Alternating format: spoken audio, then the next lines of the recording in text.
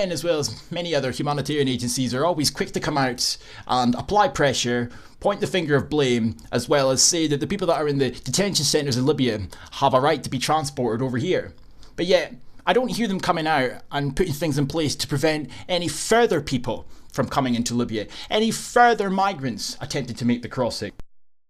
If your concern was really about preventing any more drownings and the vulnerability of people that are in these detention centres, then surely you would be stopping any more from potentially ending up in one of those two situations. But instead of that, all that would occur is we take these people from Libya over here, and then these detention centres would fill up again. And then we would take these people from these detention centres, and again, they would fill up. There's nothing being done to stop them filling up again. Every time this happens, exploitation, as I've said before, quickly follows after the fact. So, anyway, scores are feared drowned in the shipwreck off Libya. A further 150 were apparently rescued by fishermen and returned to Libya. It's not clear if the migrants were on one or two boats that left the Libyan town. If confirmed, it would be the deadliest shipwreck in the Mediterranean so far this year. Notice how they're very quick to jump between refugees and migrants, as they always do. Because, for one, they're not entirely sure how many of them are in fact refugees or migrants, but two, it's a means to blur the lines in effect. Make them one and the same. Who cares if it's a refugee or a migrant? They all have a right to be in Europe. At least 65 migrants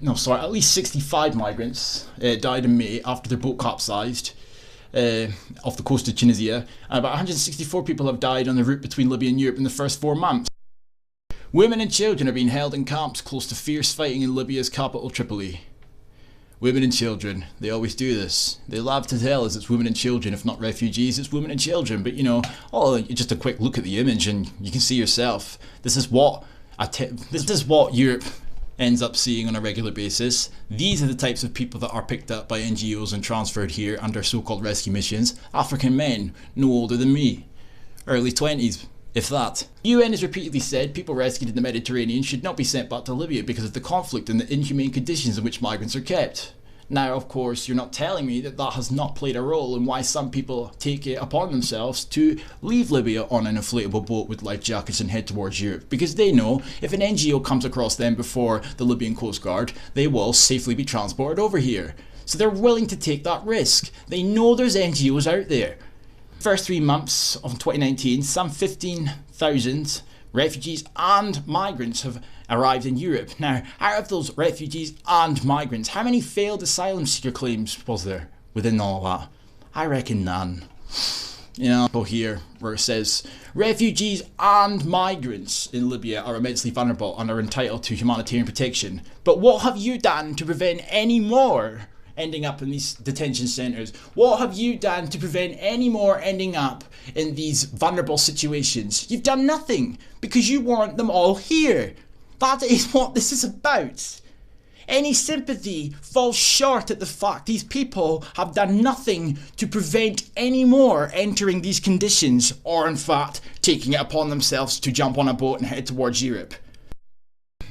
Europe must step up and scale up evacuations to enable people to seek safety, and those who are intercepted at sea must not be returned to Libya. Okay, but let's just say, for argument's sake, the detention centres were emptied right now, emptied tonight, and all these people were transported to Europe. How long do you think it would be before these detention centres are full again?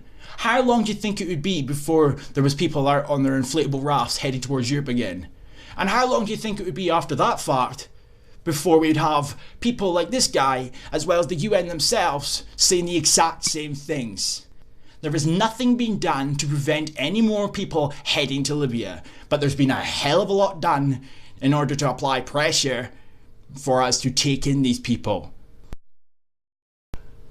Of course there's sympathy to be had for people that drown in the Mediterranean Sea, but at the end of the day, the burden of blame does not lie at the feet of those who oppose these people coming over here by the boatload.